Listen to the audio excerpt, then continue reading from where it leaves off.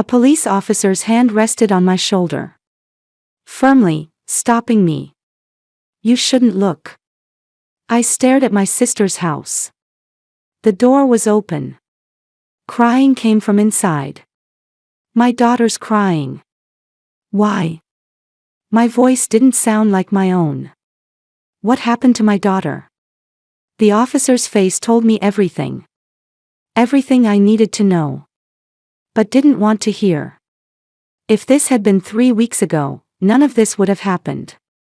That day, I was preparing to go to Boston for a school exchange program.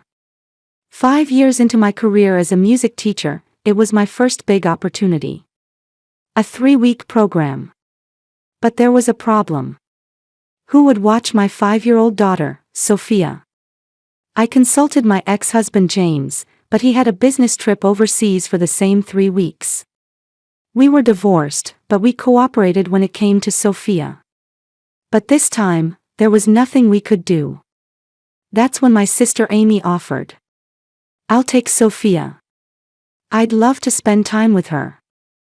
I hadn't seen much of Amy lately, but she was kind and had always relied on me. Whenever she was in trouble, she would always contact me. I thought I'd done my best to help her. Really? That would be such a help. Amy smiled. "Sophia's adorable. I'm looking forward to spending time with her." There was just one thing that bothered me. Amy's boyfriend Kevin had scared me a little when I met him. He was unfriendly, with cold eyes. But Amy said, "Kevin's sweet. He says he likes Sophia." I believed those words. I wanted to believe them. 2 weeks ago, I made a video call from Boston. "Sophia, how are you?" Only Amy appeared on the screen. My sister looked tired. "She's sleeping. I don't want to wake her." Why was Amy so tired? But I didn't think deeply about it. 10 days ago, I called. "I'd like to talk to Sophia. She's playing outside right now. I'll call you back later." But the call never came. A week ago, I sent a text message. "Can I video call with Sophia?" Amy's reply, "She's at the park with Kevin. I'll have her call later." Again, the call never came. Anxiety began growing in my chest. But I told myself it was probably just that they were busy. Amy was my sister. She would never hurt my daughter. 3 days ago, I finally got to talk to Sophia. "Mama."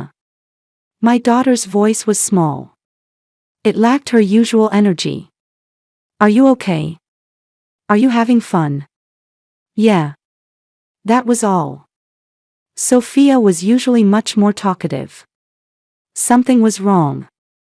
"Sophia, is something?" "Sorry, it's dinner time." Amy hung up immediately. That night, I couldn't sleep. Something was wrong. But what? Today, the 3-week program ended. I called Amy from the airport. No answer. I sent a text. It wasn't read. Anxiety turned to fear. I grabbed a taxi and headed straight to Amy's house. When I arrived at the house, I gasped. I knocked on the front door. No response. I knocked again, harder. Nothing.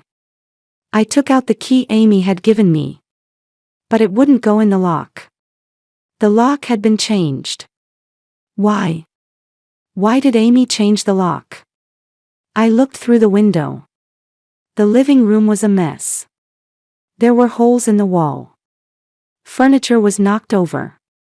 My heart pounded hard. With shaking hands, I took out my cell phone and called 911. I can't get into my sister's house. I'm worried about my daughter. 10 minutes later, a patrol car arrived. Detective Sarah Chen got out of the car. A woman in her 40s with a calm demeanor. "Ms. Parker, what happened?" I explained the situation. That I'd left my daughter for 3 weeks, that I couldn't reach them, that the lock had been changed. Sarah knocked on the door. Police. Open the door. No response. Sarah got permission over the radio and broke down the door. And now, I'm standing at the entrance of my sister's house. The police officer's hand is on my shoulder. Ma'am, you shouldn't look. But I heard my daughter crying. I pushed past the officer and went inside. The inside of the house was worse than I'd imagined. The living room walls had several fist-sized holes. The sofa was torn, stuffing spilling out. The table was overturned, chair legs broken. It was like a storm had passed through. Looking at the kitchen, dishes were scattered across the floor. Shards of broken plates reflected the light. Dirty dishes were piled up in the sink. And on the refrigerator door, something brownish and discolored was splattered. It took a few seconds to realize it was blood. Ms. Parker, please wait here. I heard Detective Sarah's voice. But it didn't register. I could hear my daughter crying. Sophia was crying. I ran toward the back. Wait. With Sarah's voice behind me, I moved down the hallway. A bedroom door was half open. I could hear small sobs coming from inside. As I reached for the door, a young officer grabbed my arm. Ma'am, you shouldn't look. Why? I looked up at the officer. What happened to my daughter? The officer was at a loss for words. The look of pity on his face told me everything. I shook off the officer's hand and opened the door. In the corner of the room, a small shadow was huddled. It was Sophia. My daughter was sitting with her back pressed against the wall. Her pink dress was dirty with mud, torn in places. Her hair was tangled, as if it hadn't been washed in days. But what tore my heart apart most was her face. There was a large bruise on her left cheek. Her lip was split. The area around her right eye was swollen and discolored purple. And on her arm, there were 5 round bruises, as if someone's fingers had gripped her tightly. Sophia. My voice was shaking. My daughter flinched. She looked at me with frightened eyes. She didn't seem to recognize me. Sophia, it's Mama. I approached slowly. Like approaching a frightened small animal. My daughter curled up into a small ball. It's okay. You're okay now. When I reached out my hand, Sophia covered her face. As if waiting to be hit. That gesture shattered my heart. My daughter was afraid of me. Someone had taught my daughter to fear adults. Sophia, it's Mama. Don't be scared. You're safe now. I knelt down to her eye level. Slowly, gently, I kept calling her name. Then, Sophia's eyes focused. She recognized me. Mama. The moment I heard that small voice, my tears overflowed. Yes, it's Mama. I came to get you. Sophia's face crumpled. And my daughter broke down crying. I hugged her. Her body was so light. She'd lost weight since 3 weeks ago. Sophia clung to my neck and cried out loud. Mama, Mama, Mama. She repeated it over and over. As if that word alone was the only thread connecting her to reality. I held my daughter and stroked her back. I whispered over and over that she was okay now, that she was safe. From the hallway came another officer's voice. There's another one here. I looked up. Detective Sarah came out of the next room. And behind her, Amy appeared. My sister was also covered in injuries. Amy's face had large bruises. Her right cheek was swollen, her lip was cut. Her left arm was wrapped in bandages, blood seeping through her shirt sleeve. My sister was crying. When she saw me, her crying grew louder. Amy staggered over. I'm sorry, I'm sorry. I stood up, still holding Sophia. Amy approached. My sister's eyes were red and swollen. I'm sorry. I couldn't do anything. Amy, what happened? My voice was calm. But inside, various emotions were swirling. Anger, confusion, and sympathy for my sister. Kevin, Amy said in a trembling voice. Kevin. My sister couldn't continue. She just broke down crying. Detective Sarah supported her. I've called an ambulance, Sarah said. They both need to go to the hospital. 15 minutes later, we were in the ambulance. Sophia was on my lap, trembling slightly. Amy was lying on another stretcher. My sister occasionally looked at me. Guilt and fear mixed in her eyes. When we arrived at the hospital, Sophia was immediately taken to pediatrics. Dr. Lisa Martinez examined my daughter. A woman in her 50s with kind eyes. But as she examined Sophia's body, her expression gradually became more severe. After the examination, Dr. Martinez called me into the hallway. Ms. Parker, her voice was low. This is abuse. I leaned against the wall. I knew. But when it was actually put into words, the weight of reality came crashing down. There are multiple contusions, Dr. Martinez continued. On her face, arms, back. And, she paused to choose her words. There are also traces of an old fracture. The bone in her left arm was broken about a week ago and healed naturally. A week ago. My voice shook. A week ago, I'd had a brief phone call with Sophia. At that time, my daughter's arm was broken, but she didn't say anything. No, she couldn't say anything. Who? I bit my lip. Who would do this? Dr. Martinez didn't answer. Instead, she placed her hand on my shoulder. Your daughter is a strong girl. But she needs time. And psychological care too. I nodded. That's all I could do, nod. When I returned to the hospital room, Sophia was sleeping in bed.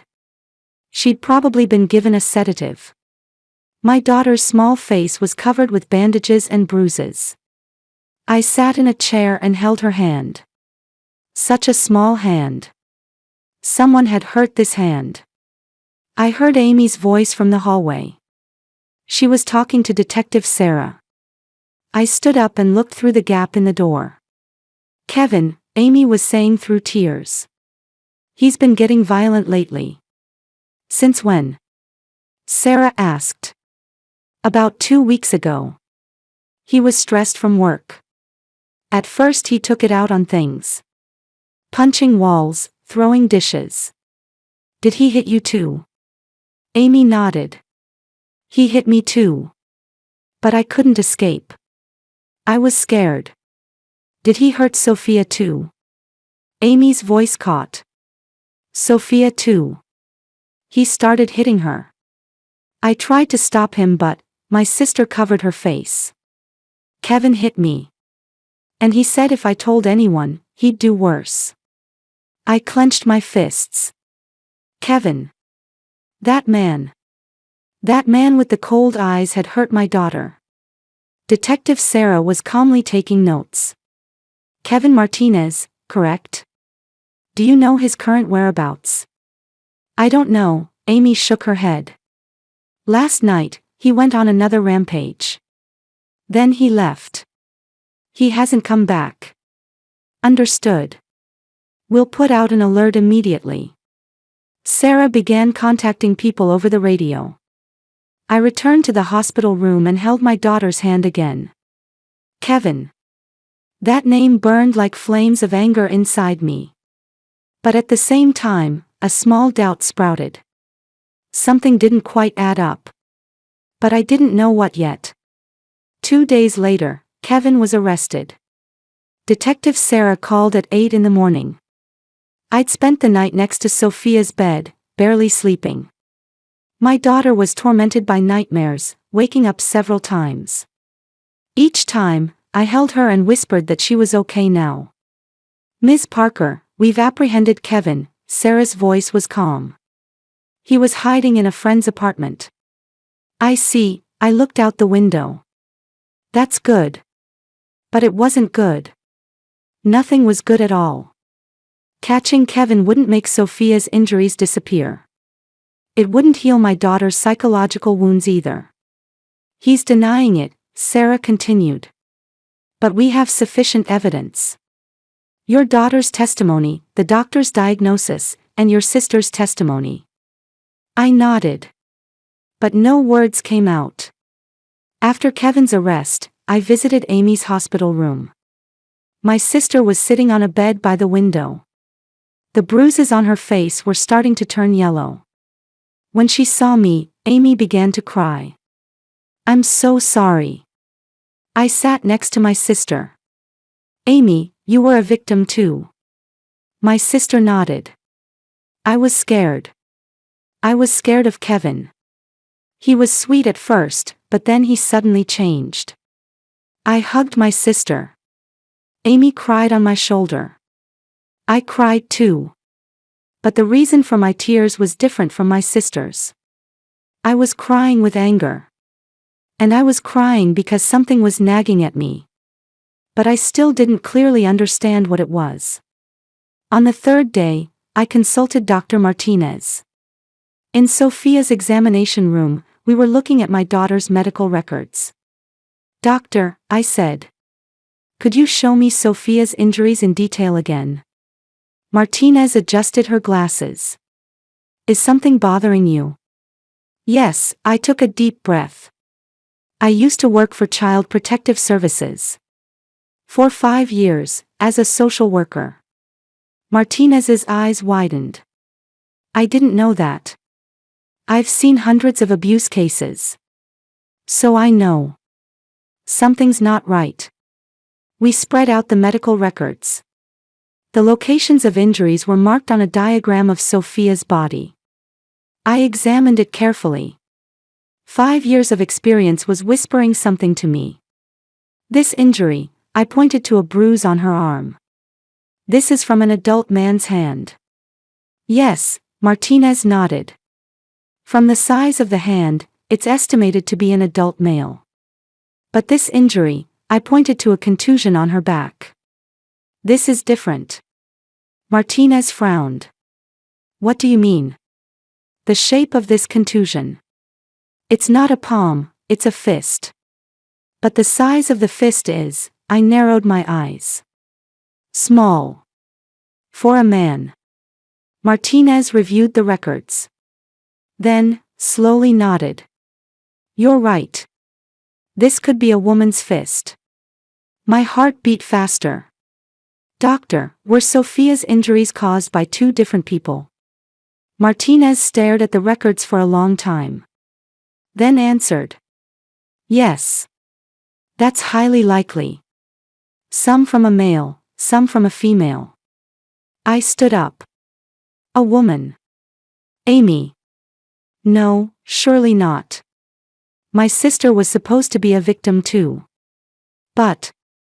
Doctor, could I see my sister's injuries too? Martinez looked at me. Understanding and caution mixed in her eyes. Ms. Parker, what are you suspecting? I don't know yet, I answered honestly. But let me investigate. When I saw Amy's medical records, my suspicion turned to certainty. My sister's facial bruises. The angles were unnatural. The bruise on her right cheek was made by a right hand. But I'd heard Kevin was right-handed. When a right-handed person punches someone, they normally aim for the left cheek. And the arm wounds. The wounds under the bandages were shallow and parallel. As if someone had cut themselves with a blade. These are, I breathed in softly. Self-inflicted wounds. Dr. Martinez said nothing. But her silence spoke volumes. I left the hospital room and walked down the hallway. In my head, all the pieces were starting to come together. The reason Amy didn't answer the phone. The reason she avoided video calls. The reason she changed the lock.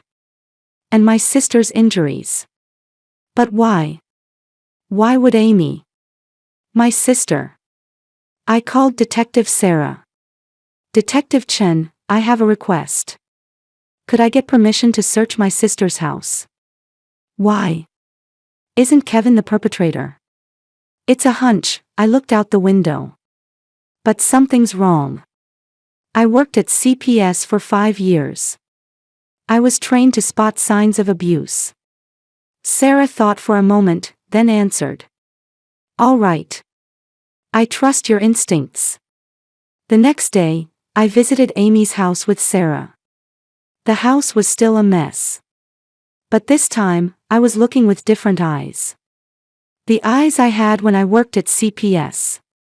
Abusers always leave evidence. Records, diaries, messages. They hide them somewhere. I started with the living room. Opening drawers, checking shelves. Nothing. Kitchen, bathroom. Nothing. I entered Amy's bedroom. The bed was neatly made. Family photos hung on the wall. Photos of me and my sister, with our mother. Everyone was smiling. I began to systematically search the room. Using the method I learned in CPS training. Abusers hide evidence in safe places. Places they think no one will look. Closet. Drawers. Behind the mirror. And under the bed. I knelt down and looked under the bed.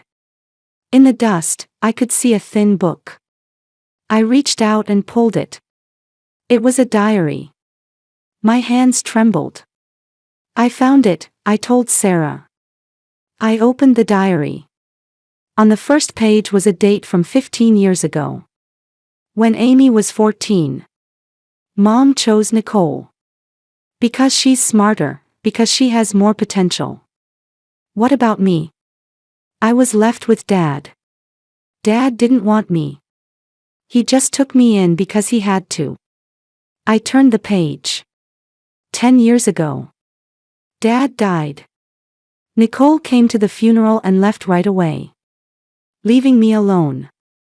The debt was $30,000. I paid it all. Alone. I turned more pages. 5 years ago. Nicole had a baby. Sophia. Mom's so happy. Sophia is so cute, she says. But when I visit, Mom asks, Amy, when are you getting married? Always comparing me. 2 years ago. Mom's will. Nicole gets $150,000. I get $50,000. The reason? For Sophia's education. Even in death, Sophia gets more than me. And 3 months ago. Nicole wants to leave Sophia with me for 3 weeks. This is my chance. I'll destroy her perfect life. If I break Sophia, Nicole will break too. I almost dropped the book. My hands were shaking so much I couldn't read the words. Ms. Parker, Sarah's voice came from far away. Are you all right? I couldn't nod. I just handed her the diary. Searching further, I found another cell phone hidden behind a drawer. I opened it. Messages with Kevin remained. A message from 2 weeks ago. She's crying again. I can't stand it. Just ignore her. I can't. Her voice reminds me of my sister. Perfect Nicole and her perfect daughter. Then you deal with it. I don't care. I will. I gripped the phone. Everything was a lie. Amy's tears. Her fear. All of it, an act. My sister had deliberately, systematically hurt my daughter. When I returned to the hospital with the evidence, something had changed inside me. It wasn't anger. It wasn't sadness. It was a cold, clear determination. The feeling I had when I confronted abusers at CPS for 5 years. But this time was different. This time, it was my sister. Detective Sarah recorded the diary and cell phone as evidence. Then she looked at me. Miss Parker, you want to confront her? I nodded. Please record it. From the next room. Isn't it dangerous? I've faced abusers for 5 years, I took a deep breath. But this time is different. This time it's my sister. So I have to do it. Sarah thought for a moment, then nodded. All right. But if anything happens, I'm coming in immediately. I stood in front of Amy's hospital room. Behind the door, my sister should be sitting on the bed. I held the diary. Then I opened the door. Amy was looking out the window. She heard my footsteps and turned around. Then smiled. You came. Seeing that smile, I felt something clog my throat. I'd believed that smile for so many years. Amy, we need to talk. I sat in a chair. I still hadn't shown her the diary. What? About Sophia. Tears formed in Amy's eyes. I'm so sorry. I was scared and couldn't do anything. Don't lie. Amy's expression froze. What? I'm a former CPS worker, I said quietly. I've seen abusers for 5 years. Hundreds of them. The color drained from my sister's face. Your injuries, I continued. You made them yourself. The angles are unnatural. The bruise on your right cheek was made by your right hand. But Kevin is right-handed. What are you talking about? The arm wounds too. Shallow and parallel. A typical pattern of self-harm. I took out the diary. Amy's eyes went wide. And this? I opened the diary and showed it to my sister. Amy backed away. Your diary. 15 years worth. Hidden under your bed. Amy's voice shook. That's not mine. We'll confirm it with handwriting analysis, I said. And I found the phone too. Messages with Kevin. All of them. I took out the phone. I read the messages aloud. One by one. Amy's face turned pale. I suspected from the beginning, I said. Sophia's reactions. Your injuries. The content of the messages. So I investigated. Systematically. Using the methods I learned at CPS. And I found everything. The diary. The phone. The evidence. Amy said nothing. She just stared at me. Amy, I took a deep breath. Why? Why would you hurt Sophia? Silence continued. Long, heavy silence. Then, Amy laughed. A cold, dry laugh. A laugh I'd never heard before. Why? My sister looked at me. Are you seriously asking? In those eyes, there were no more tears. Instead, there was deep hatred. You don't understand anything. You never have. What? 15 years ago, when Mom chose between us, do you remember? Amy stood up. Nicole is excellent, she said. What about me? I'll leave her with Dad. I was the child who wasn't chosen. The leftover. But Amy, that was 10 years ago, when Dad died, what did you do? My sister's voice rose. You came to the funeral and left right away. I'm busy with work. I dealt with Dad's debt alone. $30,000 in debt. You didn't help me. I opened my mouth. Amy, I didn't know. Because you didn't ask for help. I did ask. Amy shouted. But you didn't listen. I called. I sent emails. But you were always busy. Sorry, I'm at work. Maybe next time. I'm busy, you understand, right? My sister's face twisted. And then Mom's inheritance. 150,000 versus 50,000. The reason? For Sophia's education. Again. Again, because of Sophia, I'm second. I stood up. But that doesn't mean you can hurt an innocent child. Innocent? Amy laughed. Sophia is the symbol of your perfect life. The grandchild Mom loved most. Something I could never have. Without Sophia, your life would be broken too. That's what I wanted. Fairness. I looked at my sister. I don't know this person. I thought I knew her. But these eyes full of hatred. This cold voice. You're insane. Insane? Amy shook her head. No. I just wanted fairness. If you get to have everything, I get to take everything away. I took a deep breath. I wiped away my tears. Then I looked straight at my sister. Amy, listen. My sister fell silent. You've been controlled by jealousy for 15 years, I said. Mom chose me. Dad died. The inheritance was unfair. It's all true. I didn't notice. But Amy. I took a step closer. You made choices. Every day for 15 years, you made choices. You could have asked for help. You could have talked to me. But you chose hatred. You chose revenge. And you hurt an innocent 5-year-old child. Amy opened her mouth, but no words came out.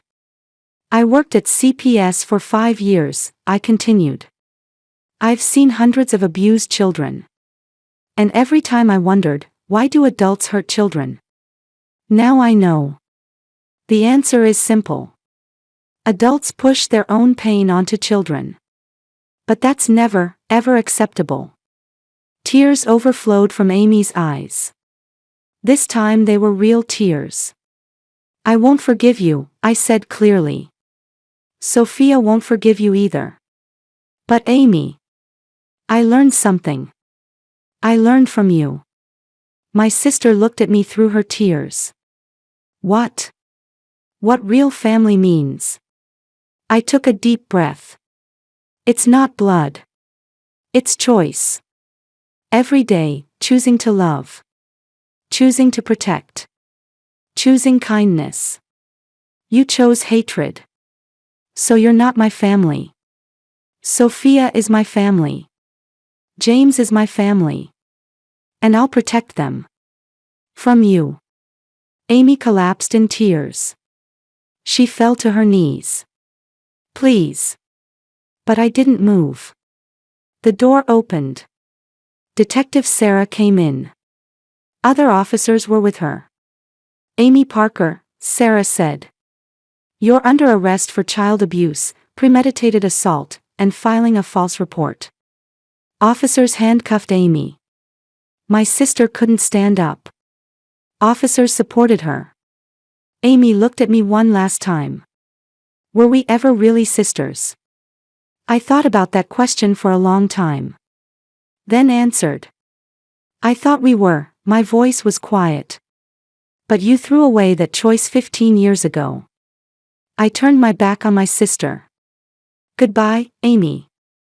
Officers took my sister away. The door closed. Silence returned to the room. I looked out the window. It was sunny outside. The sky was blue. The world kept turning as if nothing had happened. But my world had completely changed. I returned to Sophia's hospital room. My daughter was looking at a picture book in bed. When she saw me, she smiled slightly. Mama. I hugged my daughter. I vowed in my heart never to let go again. A year passed. Amy received a 12-year sentence. The diary and messages were decisive evidence. In court, my sister maintained until the end, I'm the victim.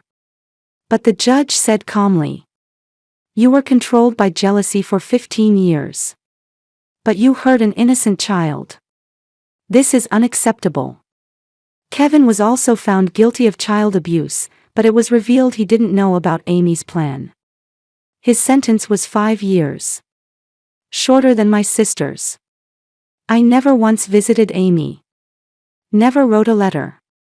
I disposed of all letters from my sister without opening them. Sophia received intensive therapy. For the first 3 months, she suffered from nightmares. She woke up screaming in the middle of the night. But gradually her smile returned. 6 months later, she went back to school. Now, a year later, my daughter is laughing with friends. And today was Sophia's 6th birthday. In my house, a small party was ready. Sophia was playing with friends. Laughter echoed throughout the room. James came in carrying a cake. My relationship with my ex-husband had changed greatly over this year. We're not a married couple. But as Sophia's parents, we chose to protect our daughter together. And Detective Sarah, Dr. Martinez, and therapist Dr. Patel were also there. Today is a special day, I told everyone. Not just Sophia's birthday, but a day to thank everyone who protected her. Sophia shouted, "Mama, Papa, Sarah, Lisa, thank you everyone." Everyone clapped. Tears overflowed from my eyes. Happy birthday, Sophia. That night, as I put my daughter to bed, Sophia asked, "Mama, I had fun today." "I'm so glad." "Mama," my daughter thought for a moment, then said, "Will Aunt Amy come back?" I stroked my daughter's hair. "No. She won't come back." "Good. Because I was scared." "You're safe now. Mama will protect you." Sophia looked up at me. "Mama, I can't forgive Aunt Amy."